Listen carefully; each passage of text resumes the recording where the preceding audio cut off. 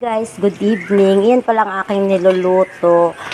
Kangkong with oyster sauce. Ayan, nilagyan ko na rin siya ng pamintang powder at saka magic sarap. Dinagdagan ko rin siya ng konting toyo. Ayan guys. Ayan, paluto na. Ganyan ang gusto nilang yung slice ng tangkay ng kangkong. Nilagyan ko siya ng konting giniling guys. Ayan, paluto na. Gusto kasi nila yung lutong-luto yung kangkong. Ayan guys. At ito ang kanyang kapartner. Ayan. Tinapa.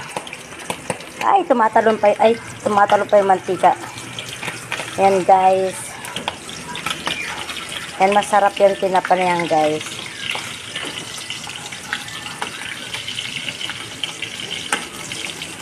Yan. Ang aming ulam ngayong gabi, guys. Kayo, guys, anong ulam nyo?